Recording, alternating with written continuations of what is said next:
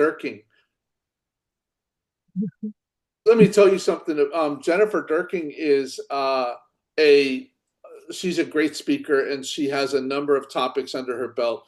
I can tell you because I've already put several videos of hers on a variety of topics up on YouTube for the Bringing Back the Natives Garden Tour. And Jennifer is involved with the Bringing Back the Natives Garden Tour, which is basically over in the Bay Area. And when the one thing I want you to know is that you're going to hear her talk a lot about the things that they are doing in the Bay Area.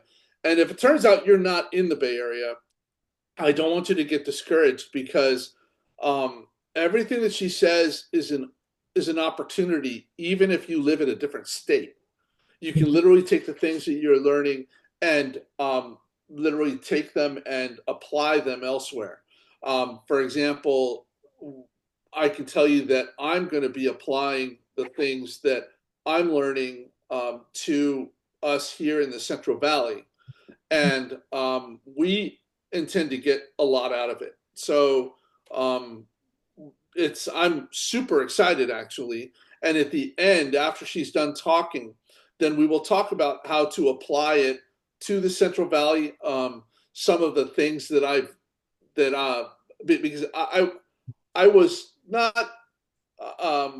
It was only after I saw some of this in action, that I actually realized what an opportunity this is. And so please watch it and realize that this is actually something that's really cool. And no matter where you are, you're going to be able to get something out of it, even if you end up having to be the one to step up and start your own group. But luckily, we have Jennifer Dirking here. She's actually really helpful, and if you are somewhere else, she'd be able to answer questions and give you ideas and stuff like that. So with that, Jennifer Dirking, please take it away. Well, warm welcome. Thank you so much, Mike. And I'm an admirer of yours as well, because I saw the work that you did getting the videos up quickly after the Telemi conference and all of that. And I'm excited about this partnership because I feel like there's so much that our different regions can learn from each other. And people are also welcome to join the native plant resource teams, even if they aren't going to start a regional chapter or something in the Valley. You can still, there's so many opportunities for adventures and for, I'll say, cross-pollinating. So without further ado, I'm going to pull up my slides and share them. And then we'll just launch into the topic. I always suggest, I love questions, but I'm going to have people hold them to the end so I can just like race through the slides, and then we can gather all the questions together that probably show up in chat. But this is the Native Plant Resource Teams. I said 3.0 because we've been through several iterations of this program. And so we're going into a next phase and doing a lot of tweaking, but so much energy has come out of this. So I'm really excited to share it with all of you. And we're very open to helping people replicate and also welcoming people to join and see what we're doing or even hop on over and participate. So this is a picture actually from a group. We did what we call an adventure instead of a field trip, an adventure in Livermore with several different stops. And the last stop was in a greenhouse at the Livermore. The Las Positas College actually has did a lecture demonstration, and then we all got free plants that were extra native plants in their shade room. So anyway, without further ado, I just want to give a little bit of background for those of you who aren't familiar. Native plants seem to be a really hot topic. More and more people seem to be jumping on the bandwagon, and they're recognizing that these plants are not only drought tolerant and they're tough and they're gorgeous, but they also build back habitat that we've been losing at an alarming rate. And they're so gorgeous and so full of life. And I myself, I had a lawn and a box hedge at the house that I bought in 2007. And it wasn't until 2020 when I heard Doug telling me that I realized it was just dead. It was just like a still life. And so my garden now, it's 4 years old and it's native and it's just bursting with life. And I have like 12 nesting birds and lizards and everything. So I'm excited about it. And so many other people are too. And we have the most biodiverse landscape in the world here in California. So we have thousands of plants to choose from. And I have some examples here of a garden, Joel Lim's garden on the upper left with his red bud and sage and verbena blooming. And then down below, like a grassland. These are both on the tour that's coming up in May, the Bringing Back the Natives Garden Tour. And they're just gorgeous gardens. There's 60 of them to choose from. So I wanted to introduce as well this idea. Kathy Kramer, who manages the Bringing Back the Natives Garden Tour, she would always get, I've worked with her over the years, and she always get these questions, oh, you know what you should do? I have an idea. And have you thought of this and that? And she's just one person, and she has a lot of people who help her and volunteer, but she couldn't really handle all of those requests. And so she had an idea, and she thought, I know, what if I brought you all together and you can be that activist arm of Bringing Back the Native Gardens tours and host a small gathering and get everyone to get their ideas together. So her friend Eileen Levinson hosted the event, and they expected like 25 or 30 people, and 90 showed up. And people broke out into groups. Are you interested in pollination, seeds, firescaping? There were all these different interest areas. And some people were like, couldn't even pick a group because there were so many exciting things to choose from. And that's a thing I'll mention as a theme is people are very multi-interest in this. So people also connected by geographical location. The Berkeley people all started talking to each other, and over on the peninsula, a few of us were there. So it was really exciting. This was happening in the East Bay, but there were people from all over. And what happened is people started signing up to join, and it just started to snowball. We have 650 members so far, and everyone's welcome to join. Like I said, even if you're not in the area, you can join and gather ideas and see if you learn some stuff from our online activities or even our on-site. So what do we do? When we convene in person, we convene on Zoom, we share a lot of ideas in a sort of an email listserv online, and we teach each other how to advocate or even just how to grow the plants. It could be something as simple as that. And we share our success stories. I'm amazed at how many people are making breakthroughs with their elected officials, and they share their success stories, and it inspires the rest of us to try to make change. It also deepens our interest. Like, I didn't have that much interest in firescaping until I realized how important it is now, how my house, even though I'm not in a high threat area, should be safeguarded. And so I've gotten involved in more and more areas that I didn't even know I had an interest in.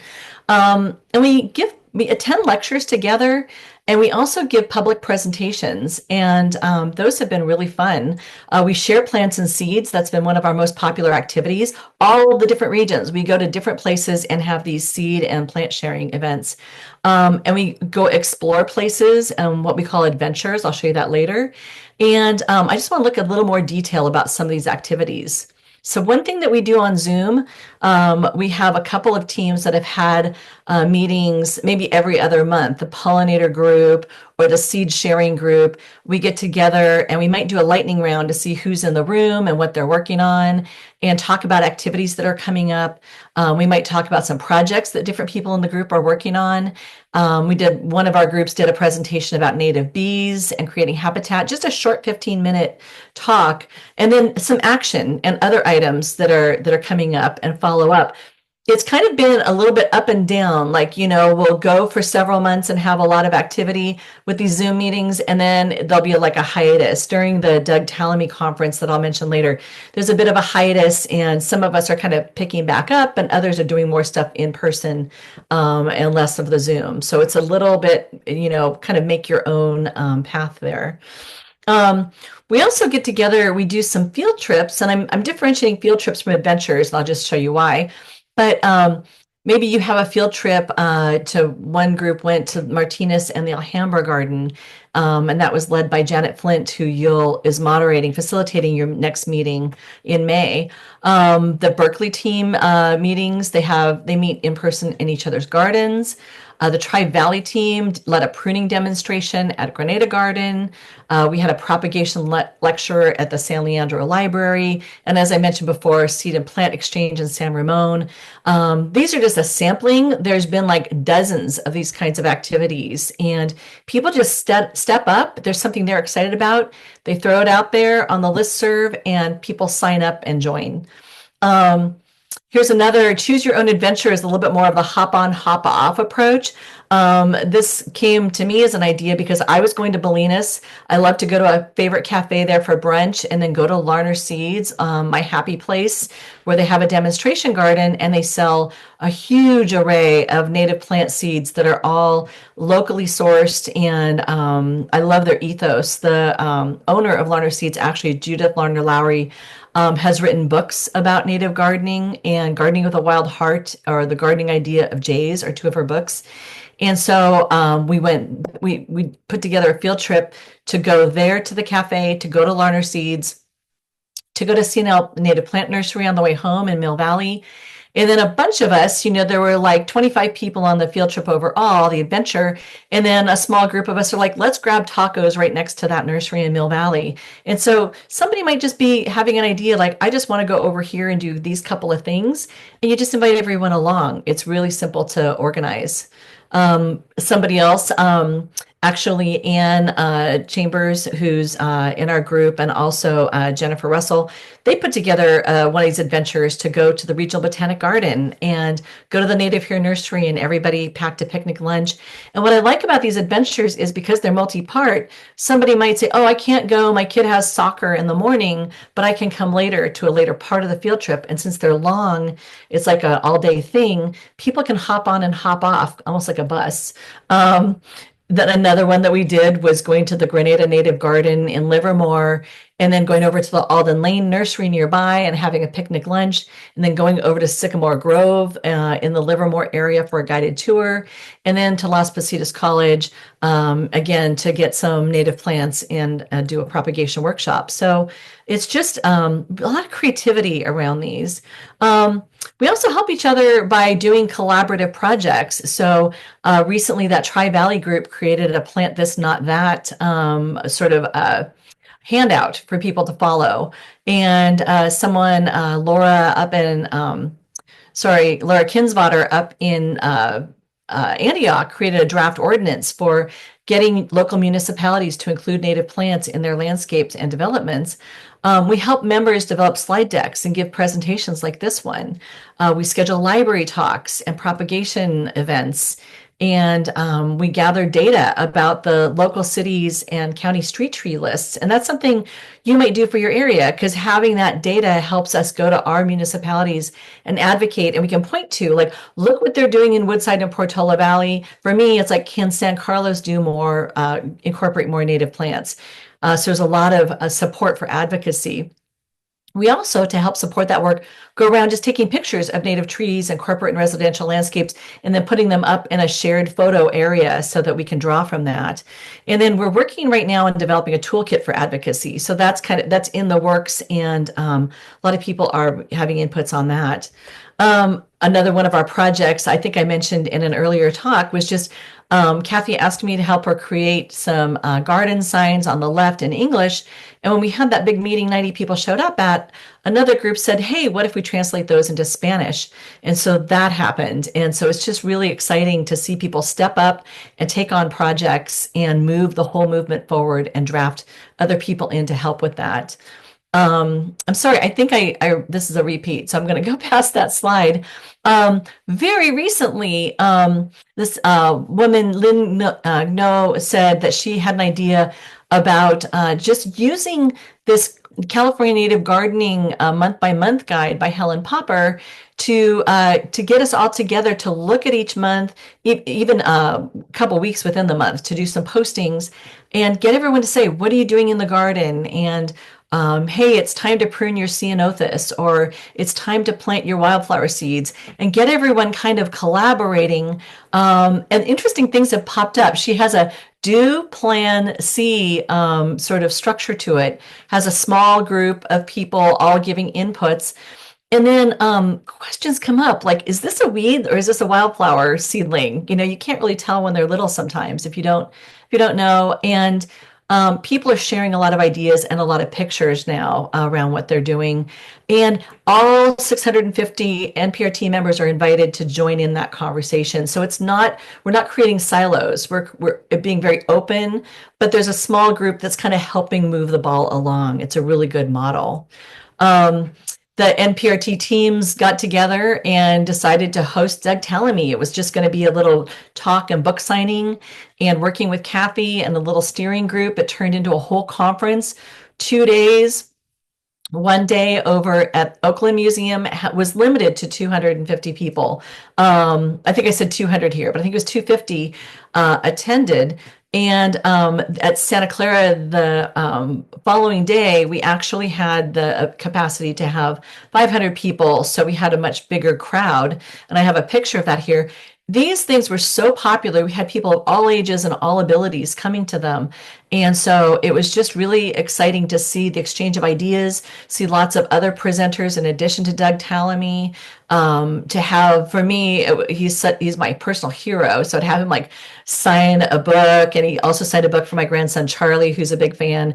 It was just invigorating, and all the conversations and connections that were happening. There's still a ripple effect from this conference. Actually, there's still a lot of follow-up activity that's still happening. So I really recommend jumping out there and doing things like this. Kathy Kramer recently has been doing some reimagine talks, and she's going to different communities with the help of a local organizer, and with tabling at the event and seed and plant exchanges at the event, and with the centerpiece being a Doug Tallamy video that sparks a conversation afterwards. She's had great turnout with that, and so much engagement. And so Castro Valley had 210 attendees, Livermore had 55, Hayward had 60. And this is really helping to support those local teams that are doing so much work, and kind of driving more people to get involved, and having a call to action, just getting people energized around native plants. I'm going to go into a little bit of Cynthia, when she set this up before she had to move on. She asked me to cover some of the nuts and bolts so that people could replicate what we're doing, or and we could help along with that, or they could see what part would work or wouldn't work for their groups. And so our entire structure of creating these teams and driving their activity is centered around actually the Google suite of tools. It's actually turned out to be pretty handy. So we use the Google Drive as a team to store all of our team folders, and to sort of manage our work. And there's more that there are videos about that, or we're happy to show you how that works for us. We communicate through Gmail.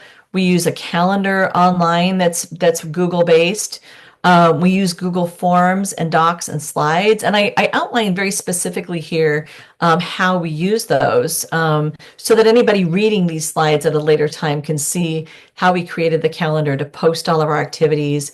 We use the forms to get people to join the groups in the first place, and to sign up for our field trips and adventures and other activities. We use the Docs in the Google Suite to create like our how-to with instructions, and our welcome letter to new members, etc. We use slides. For instance, I'm using PowerPoint right now, but I save it up into Google Slides, and we share them out with links, and people can always download them. So that's another thing that we do. The sheets are like Excel, and we use that for event planning. Actually, that Nature's Best Hope conference was all planned on Google Sheets, and creating a big, massive checklist of all of our to-dos.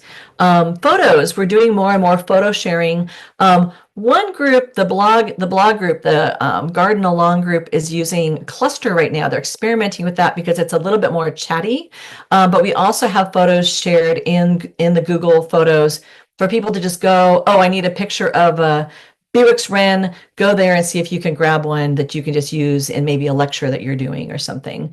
And then maps. We, whenever we do an adventure, each of the 4 or 5 points on the adventure that we're going to, we always put a link to the spot on a map so people can find it. And then brand new, I mentioned before, this Garden Along idea, we are using Blogger to create that and to have a conversation. And more people are kind of drafting into that. They see it in the email, and they can communicate in the email listserv, but then they can also hop over to the blog, and it's a little bit more colorful and dynamic. And Lynn is just doing a great job of posting and getting the ball rolling with that. That's literally brand new this past month. And then the very first thing we did to get everyone into that conversation, that initial conversation with the native plant resource teams, was to set up a Google group. And so this is what it looks like if you click and you just go look at that Google group page. You have the different conversations that are happening. You have the members, you have an about thing, you have your settings. And I want to mention that kind of flipping to the next way that people see this, here's the group and they can manage settings here. They can decide in those settings whether they want to just see emails, which I do. I want to see every single post that anybody does because I track things that way and something will catch my eye.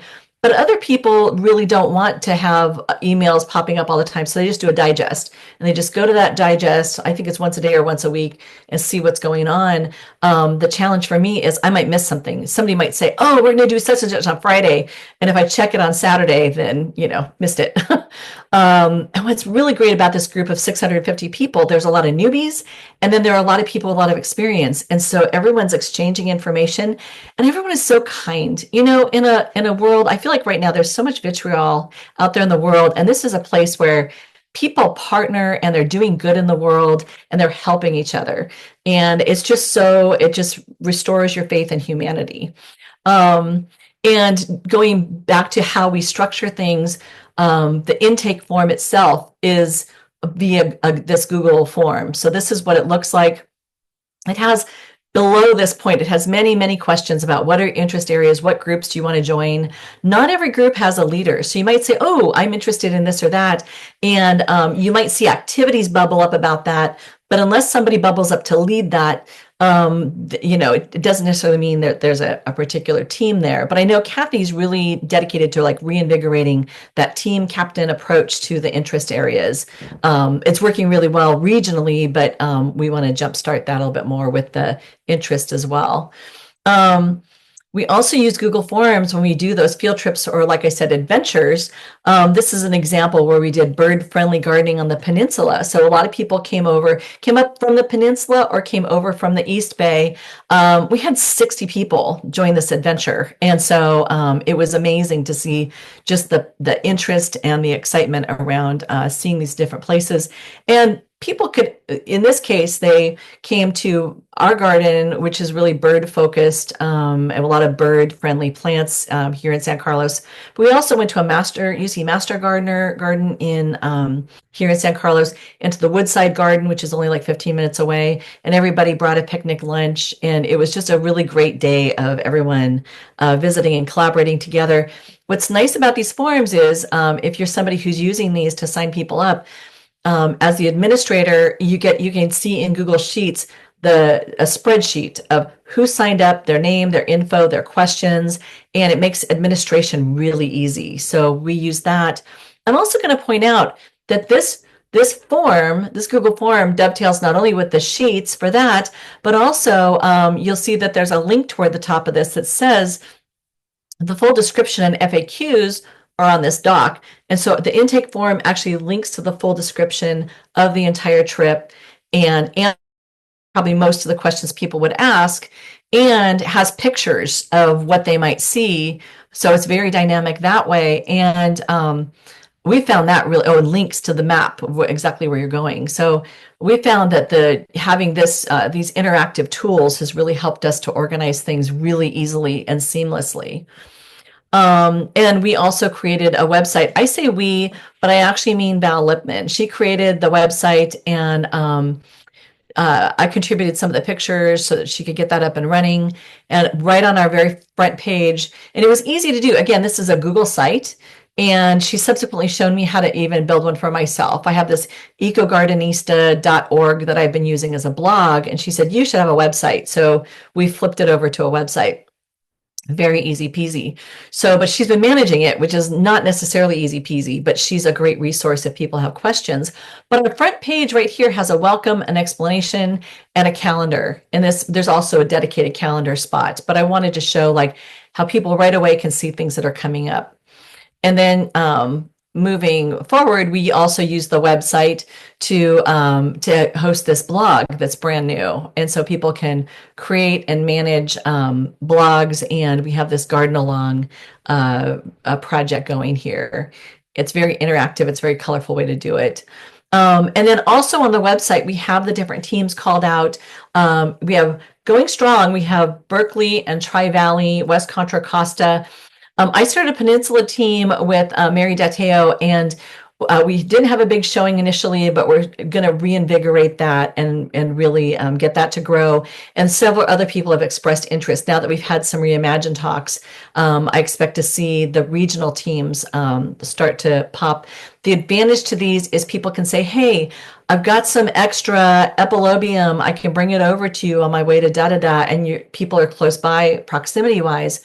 What's nice about having interest areas or having activities around interest, it might be a Zoom where we do a presentation for everybody. What's nice about that is that brings together people who are doing maybe a pollinator garden in San Jose and Marin, and they can exchange ideas. In fact, in one of those meetings, the pollinator group was like, oh, Xerces is doing their free plant grants, and here's how you apply. So there's good conversations there online. And these are some of the interest teams that have been set up. Not everyone has a leader, and there's others that may pop up as we go along. But I wanted to bring your attention to this because in addition to being like maybe something that people meet on Zoom or in person, these are themes that we can do talks around and everyone can come to, and we can have a conversation at the end. So we're talking now about, there's a great Ceanothus video that we found, and we want to talk about propagation. Everybody can be invited to that. And then we can have a propagation sort of meeting at the end, but it's very open. There's several speakers that we're talking to using a sort of a thematic format like this and having people get together. We also on the website talk about upcoming events. So I showed you there's a calendar on the front page, but if somebody wants to go to an actual calendar page, Valerie set that up as well. So people can, there's a lot that they can do, and they don't have to dig through their emails to try to find when was that next thing. It's really handy. And we also post about past events. This hasn't been totally kept up. I actually owe this a little bit of love, but it gives you an idea of some of the things that we've done, and people can browse through there. And then again, I mentioned we have a discussion group. The discussion is through that Google group and through the listserv. So it's not like a type of forum that you imagine, but it actually kind of does function that way. So I can share more details if somebody's interested in developing this idea on their own, or people can just join the native plant resource teams and see how it works. And then Valerie was brilliant. She has this tech background, and so she included a tech FAQ page that a lot of people have referred to kind of get their answers this way. But we're also very accessible as a team to help people. We really enjoy doing that. And I just want to encourage people to join us. I'm realizing I'm going to back up actually 1 second. And I want to say, in addition to events and activities and the regional teams, kind of in this spirit of the regional teams, there are activities that are going on. I didn't have time to make a slide for all the things that are happening, but I wanted to mention at this point that the roving restorationists has come up. Janet Flint is leading a group to go around and look at different restoration projects, and it might even include things like areas where people are trying to reintroduce plants. It might be that hybrid of a public garden / restoration, but get people to go see different ones and connect with that work, learn about it, learn about the invasives versus natives, and so kind of like doing a work party, or like people are doing more and more eco vacations. It's that type of thing. And so our adventures have been very educational, but we're bringing in more of a hands-on element to that. And I also know that we have a lot coming up. I encourage you to come to the website to learn about it. I had intended to put here are all the things that are on the horizon slide in, and actually there's a lot going on. And so I didn't get all of those pulled together in time for this talk, but just realize there's a lot of activity. If you join the native plant resource teams, you'll see notifications about those activities. So I really encourage you to join, which brings me back to that slide about join us. So you can sign up. It's really easy to do. Frankly, if you just Google native plant resource teams, will pop up. It's that prevalent in the search now. And we have join, or you can just browse around and learn more about it. I encourage you to join and see what we're doing and then share that with friends. Get your friends and neighbors involved. I'm starting to work on my neighbors more and more, and there's little patches of native plants showing up in my neighborhood now. So you can also spread the word on social media. That's been really powerful for me, even like Nextdoor. It's amazing how many people respond to some pretty pictures on Nextdoor and an opportunity to join a group that's doing some good. So talk to us if you need help.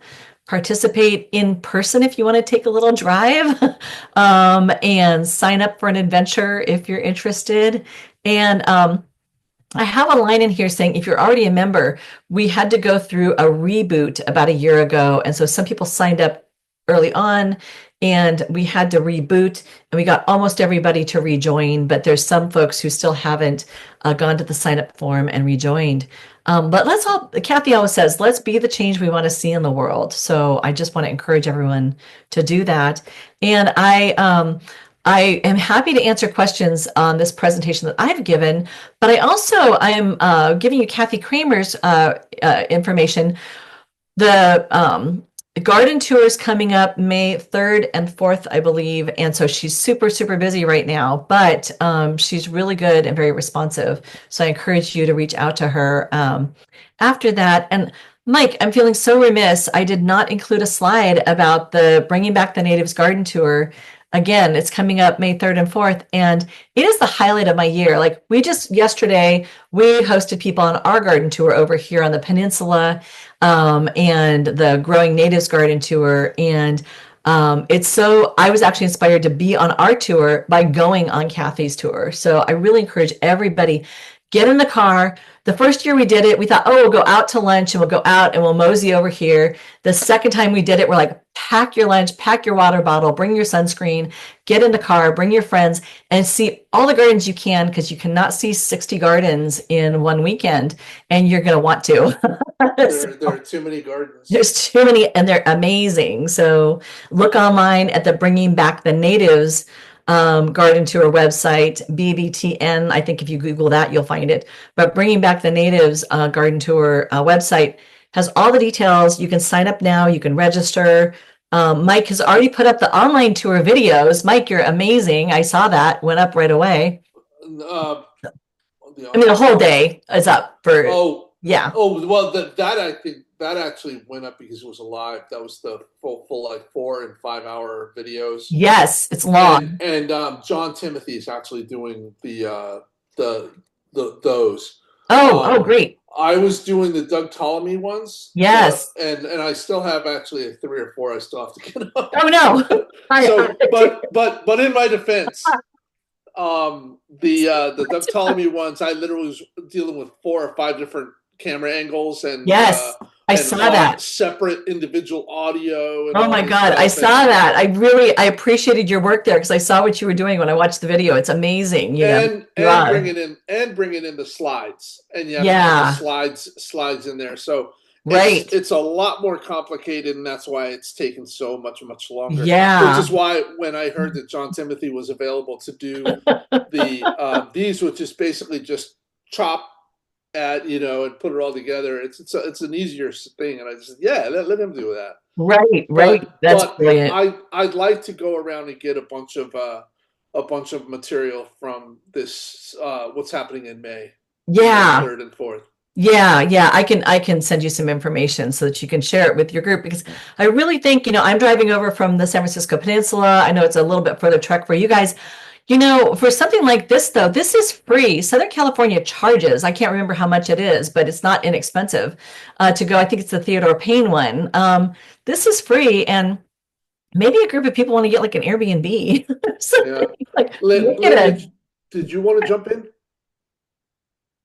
Yeah, I wasn't sure if you had anything to say. No. Hi everybody. I'm Lynn. Remind everybody to put questions in chat. Yeah. If anyone has any questions, put them in chat and we will address them one by one. Yeah, and I think I'll just stop sharing and you guys can go back to, I don't know, maybe I should share, but it's fine. We don't need to share. But I do have a question. Mhm. Do you use? I know you talked about using Nextdoor, and I'm sure you use Facebook, Watch, Neighborhood Watch, and stuff like that. But do you use other kinds of media, TV, newsletter, newspaper, and stuff like that in order to publicize some of your events? I know that the Native Plant Resource Teams itself doesn't have a social media channel and hasn't really identified anybody. I think it would be a great idea. Bringing back the Natives Garden Tour is on Facebook, and so that's a way of sending information out. You know what I mean, to the community. I personally use Nextdoor to promote things because a lot of my activity started around giving away seeds. And I couldn't put that on Facebook and have like the whole world ask me for seeds. So I wanted to keep it kind of local. Um, that's me, but I promote Native Plant Resource Team stuff in my area. And you bring up a good point, though. It would be wise. Kathy has an email list. I believe it's 20,000 people on her email list. So when she sends out information and encourages people to join or to participate in activity, a lot comes from there. And then people are already in the Native Plant Resource Teams. And then, frankly, word of mouth. Somebody's like, we had 160 guests at our garden tour yesterday in San Carlos. I told every single one of them, join the Native Plant Resource Teams. We're going to be doing some stuff locally and we're going to be doing some stuff regionally, and you can get completely dialed in. And it's fine. If you're already a member of CNPS, I am in my area really actively involved. We have a little Wildflower Ambassadors program that I run. You can do that and this. Like it's very additive and a lot of fun. Because it seems to me that recruiting is really the hardest part of starting that's one of the things that I have a story that I'll talk about, which Yeah. is Yeah.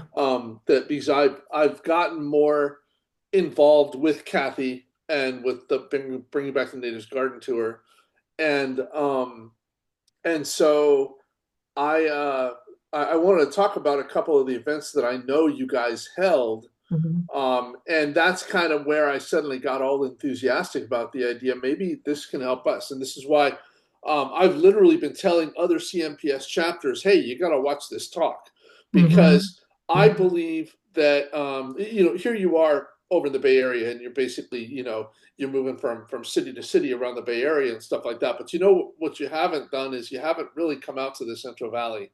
And Mhm. that's what I want to change. And it's not Yeah. necessarily that I need you to expand your reach out here. Right. We just need to get some of what you got and Yes. figure out Yes. what we're doing. Right. And I'll tell you about some of my ideas. But I want to encourage everybody that's in the audience right now to take part in that Bringing Back the Natives Garden Tour, the thing in May 3rd and 4th. If you go to Bring Back the Natives Garden, is it Bring That Back to the Natives Garden Tour.org, or what is it? It's .net, and I'm actually .net. going to pull it up right now. And the idea is that there are a lot of native gardens that will inspire you, and Right. so it's just really cool. And my daughter is literally getting a whole bunch of her college friends, and they're all going to try and Oh, go that's down there. great. Oh Yeah, my God. although we're going to try and see if they can get a Can I discount share or my something. screen? I'll just share Yeah, the go, please web do, page. please do. And there's several pages, but I'm sharing the one in particular where people can go. This is so amazing. You can go preview the gardens. And so you Yeah. can plan right now for this. And so the Bayside gardens, the ones that are closer along the bay, are May 3rd. That's on Saturday, May 3rd. And you can Oh, go look at all the gardens right now, like today after this meeting. You can see what they look like. You can go, oh, I have an oak woodland. I want to do that. I want to see what plants that person has in their oak woodland. And people sometimes say, like, oh, the East Bay is so different than the peninsula. That's true, but also not. I'm growing right. alum, someone else is growing alum, that's heuchera. You guys are growing a lot of pipevine. Pipevine's native to my area as well. And so I'm looking at how people put things together, and you can look at the pictures. There's videos, there's green home features. We're in the process of electrifying our home. And so we've gotten so much inspiration from these. And I got to tell you, going on these tours inspired us to come over to the peninsula, never even having seen our own tour, and put our house on the tour that year. So I think it's very inspiring and a lot of fun. I don't, I know she gets a huge number of attendees, but I don't know why there aren't actually even more. It's free. And you can like have dinner at the end of the day, when it's all over in the afternoon, and stay overnight somewhere. I think it's a great vacation. But I'm an enthusiast. I'm a recent convert. So maybe that's So, something to do with it. um, if you were to fly over the Central Valley, you look down and you basically see orchards and development, Yeah. or and in farms, corn float rows and stuff like that, and you realize that there really isn't that much left, which is why Mhm. the Central Valley needs this. It really needs us to spread this word, and Yeah. it's why it's so important that we end up doing this. Yeah. Um, Well, I have two thoughts simultaneously about that, Mike, because one thing is San Carlos is a wasteland as well. We have a beautiful net. I mean, if I could drive down the street, it's invasive. I mean, I look at these plants that are not feeding anything as those are actually weeds. And so I keep seeing right, a native garden here, a native garden there, and the rest of it feeds nothing.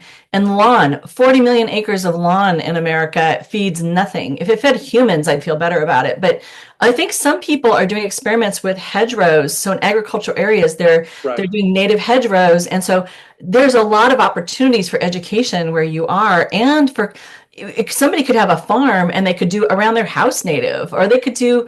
I've got a little tiny cafe garden. Just start with that, Here's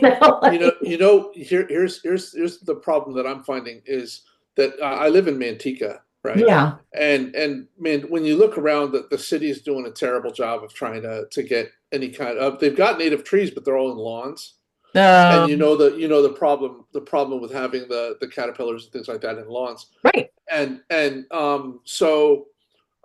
when I put in my native garden, it actually took like 3 years to get bumblebees.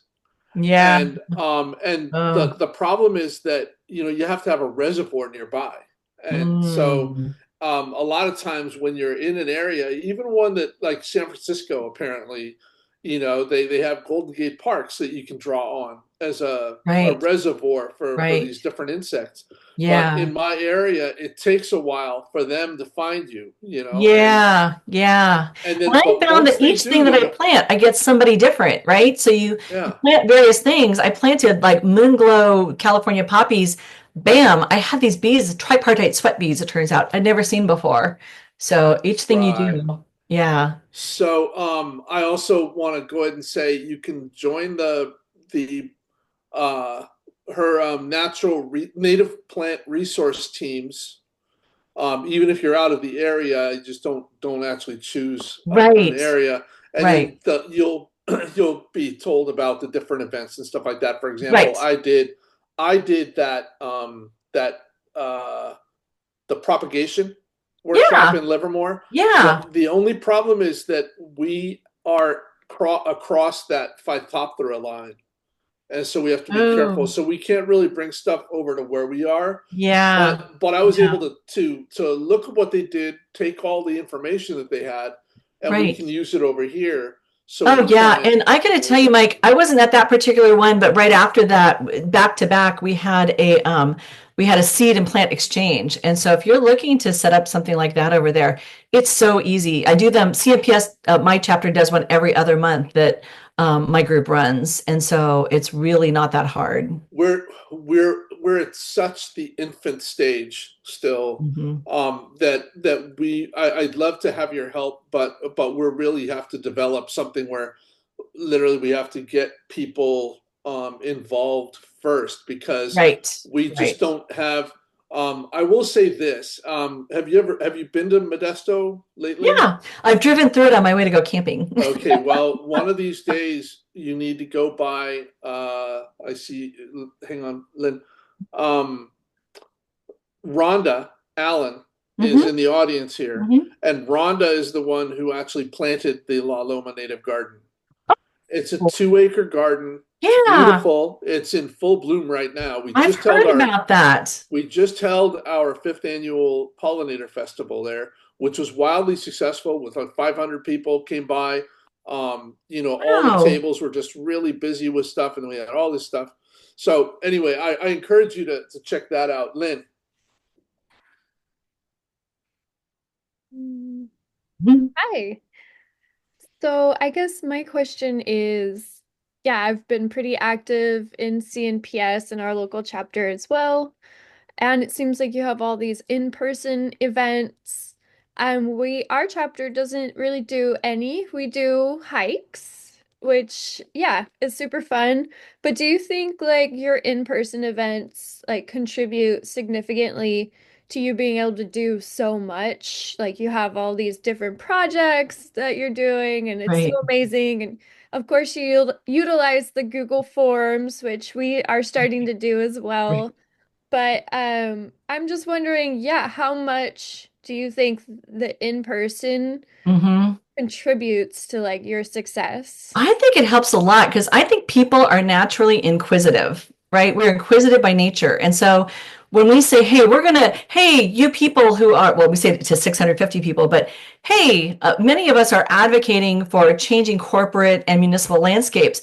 Want to go check out Google? They've done a huge transformation. You walk through Google today, there's like monarchs in your hair and all sorts of what other insects buzzing around and birds and everything. Like they've transformed their space and they have the Google experience. You can go have lunch. So you're like, hey, do you want to go buy your own lunch at Google? We're all going to sit in this area together. We're going to go look at what they did. And Microsoft is doing a similar thing next door. We're going to look at those and kind of get together. We have so many people who get excited about doing that, you know? So Yeah. I think that draws people in. And then they start thinking about, oh, I've got an idea. And then they wind up hosting something. And so it's this snowball effect. I'm not doing all the work. I'm doing some of the work, and sometimes it's a little bit of partnering. Like, okay, I did this one. I'm talking to Val, and she's like, "Oh, I want to go to that Hallberg Butterfly Garden up in Sonoma. Let's do it. Let's go to Cal Flora Nursery.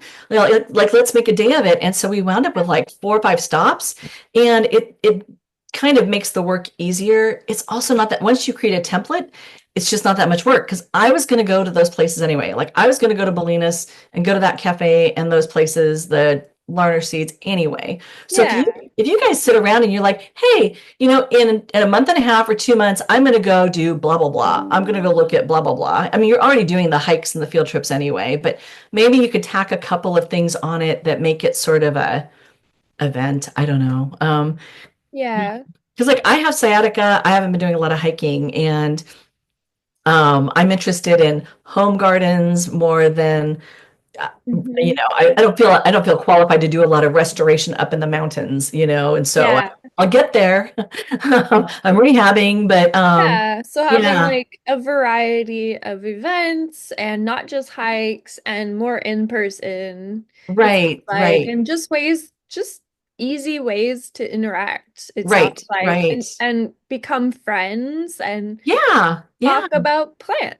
Yeah, right, right. You start seeing the it's really same great. people over and over. 'Cause One more thing than that's kind of a anything, like yeah, it seems like this group is just like a good group of friends that want to garden and like right, people that right, have become friends want to right, garden. right. So like it seems like that's a very important part of what makes Yeah. this successful. Well, and when 90 people showed up for that first get together, I mean, I recognized 1 or 2 people from just like being in this scene, but Yeah, we didn't know each other. And, it took time to get to know each other. But I think that it's kind of because you are all united, as you know, as CNPS, you are united in a cause.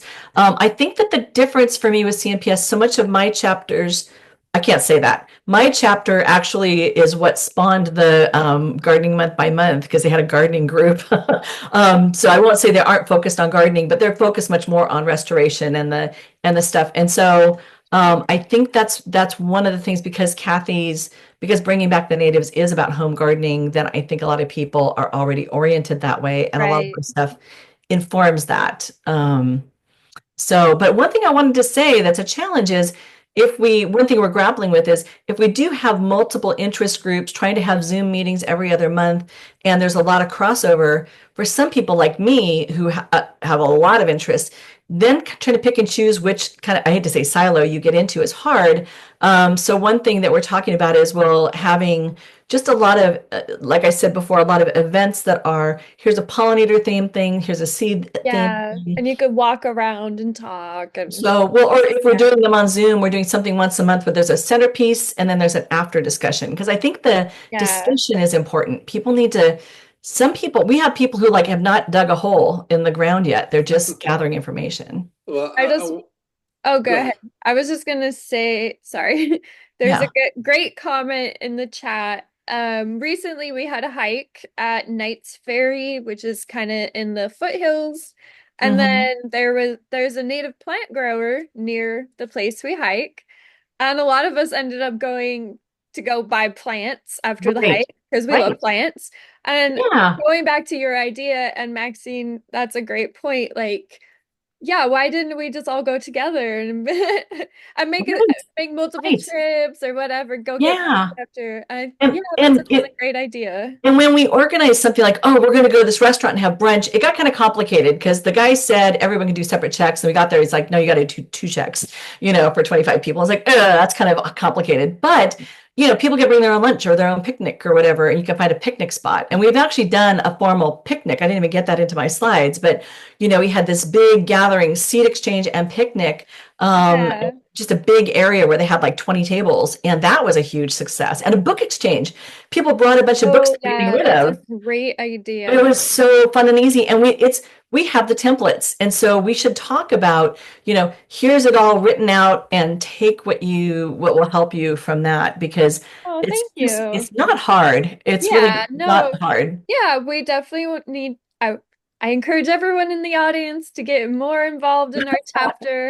I'd love to get more people Right. and in-person events and do these things that Jennifer has presented to us and got me excited, and I'm sure Oh. maybe some of you guys excited too. Well, and I looked it up while you guys were talking. You guys are Manteca is 1 hour and 18 minutes from San Carlos. I'm like the farthest west, right, of everybody who's in these groups. So you guys are not that far.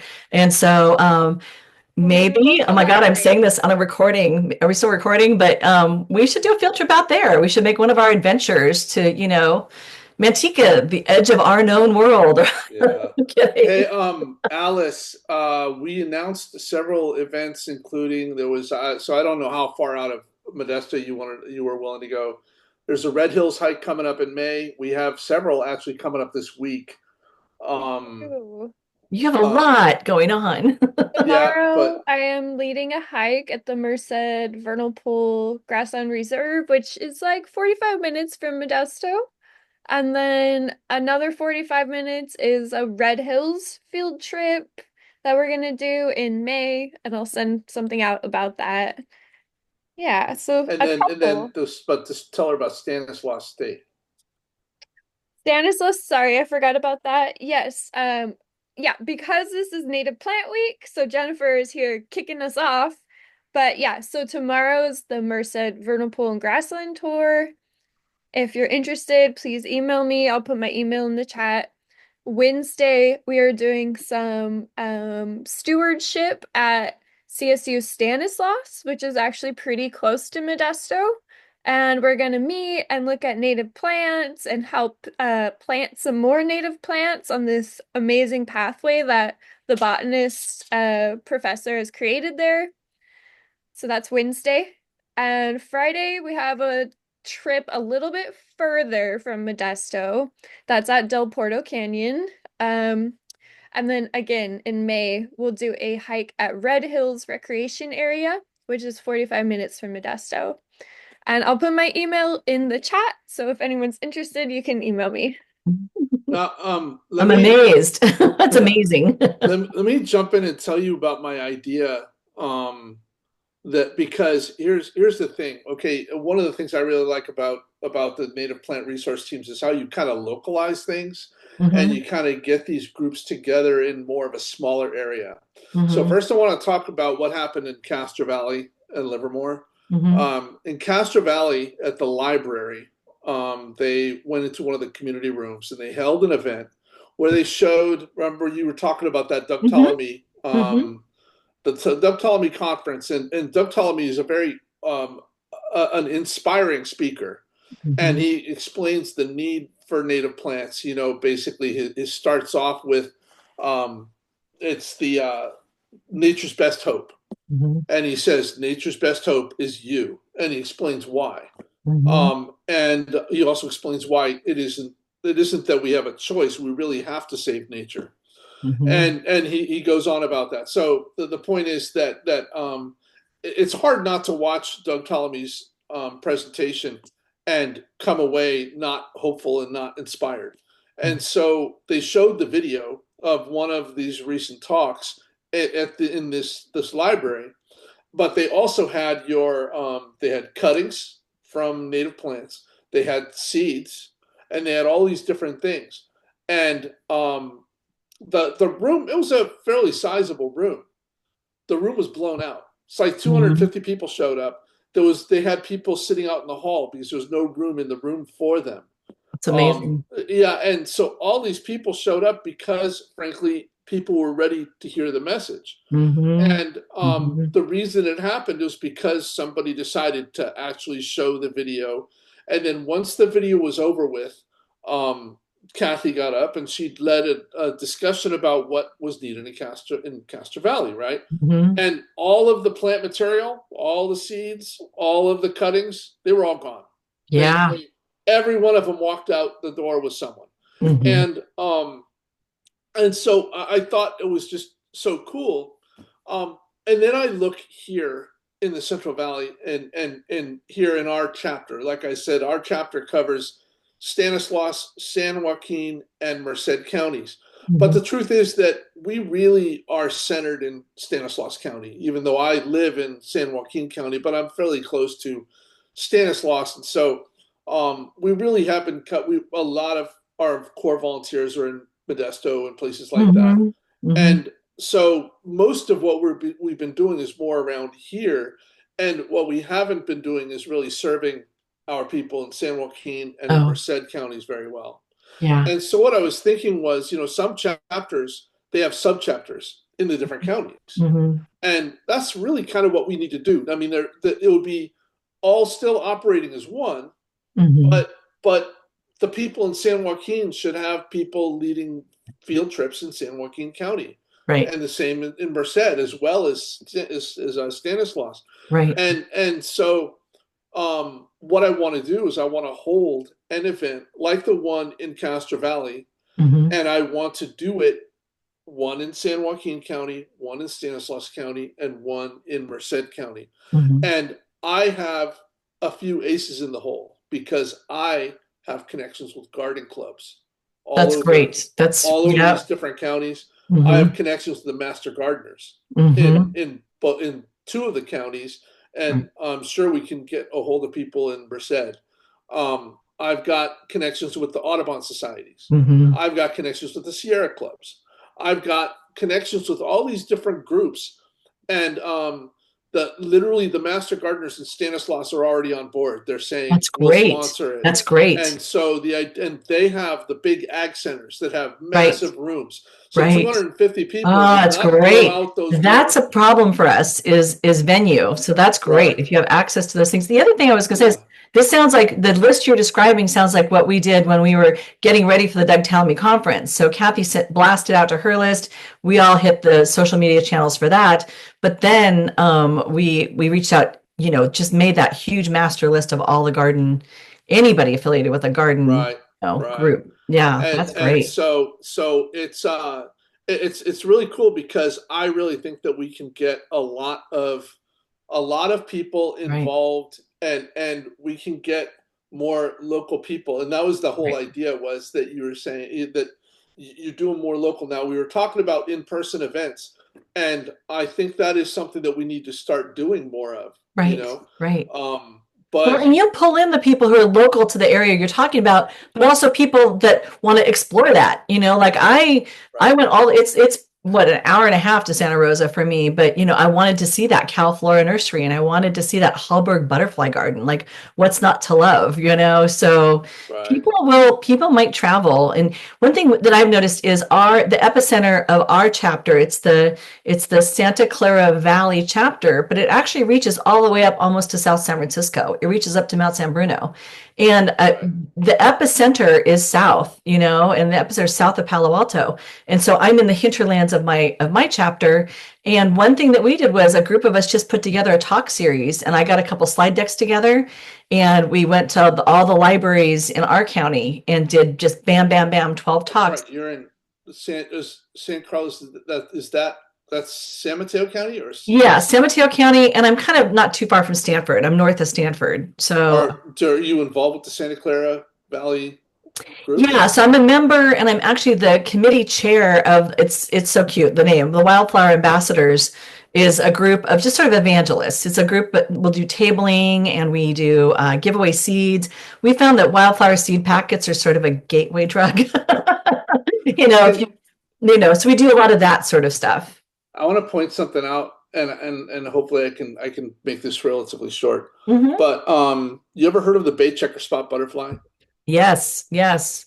And the bay checker spot butterfly is actually stuck on a reserve down in the lower part of Santa Clara County, Right, down right. It's down in the down at south. Coyote Valley still, right? Right, right, Yeah, Coyote Valley. There have been volunteers from Edgewood County Park that actually went and got some caterpillars, and they right, set up some habitat there. But the thing is that the bay checker spot butterfly is stuck on that reservation because even though they used to be all the way up to San Francisco, they right. slowly got extirpated I know, decade I after know. decade after decade until they are now Right, stuck on this reserve and they can't go right. anywhere Yeah. because they can't find the right plants. Yeah, I know Stu Weiss is working on that. And so I know that he's done some work at Edgewood Park near me. And I think that there Right, was some work further north. So I know that it's a project. The California dogface, it eats false indigo. And I know about it because I thought I saw one in San Jose and I freaked out, but actually it was just a orange sulfur. But the California dogface it's imperiled is its status now, and it's mostly up in Marin. I almost feel like everyone gets excited about monarchs and milkweed. I feel like we need to right. identify butterflies in our region that are most threatened and say, okay, Marin, false indigo, go, We like do, just plant it. but check this out.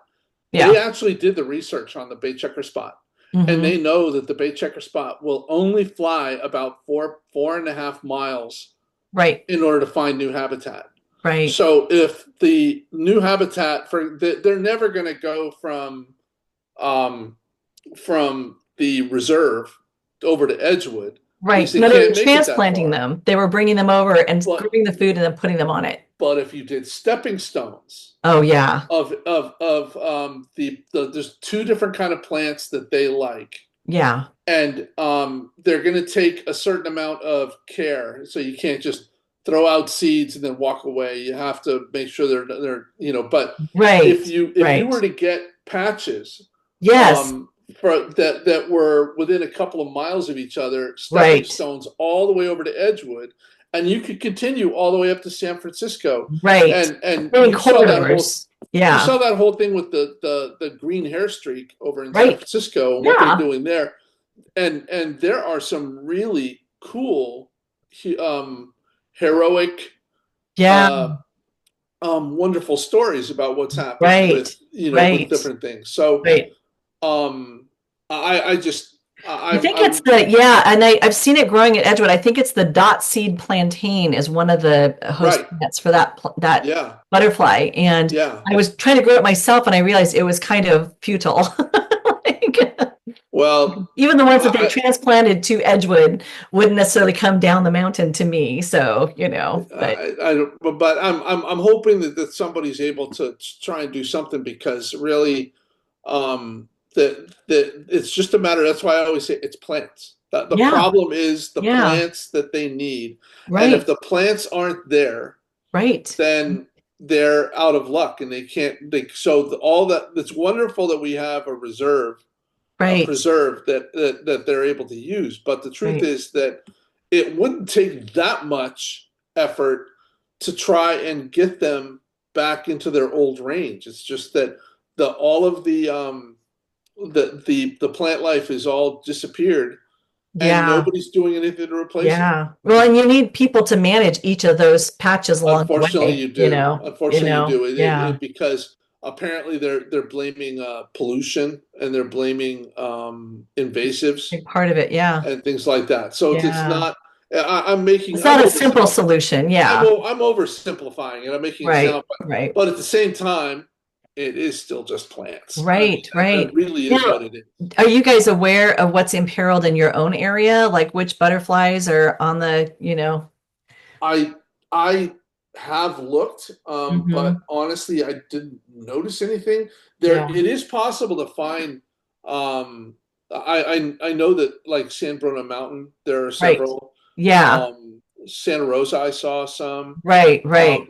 I'm not sure what there is around here, but the thing is that, like I said, if you look at the fact that um, you look in your garden and you say, "Oh, look all that green stuff out there that you Hmm. got over at Home Depot," but there's nothing. There's nothing that's going to draw in butterflies. Well, and it probably has neonicotinoids, so you actually wouldn't want the butterflies to drink that anyway. Right. And so All pre-poisoned now, yeah. so And cynical, and but and so I feel like we live in hope because, the more that I plant, the more I see happening in the garden, even though it's a little, I mean, my garden's so small, but that's again, we can start to spread the hope, I think.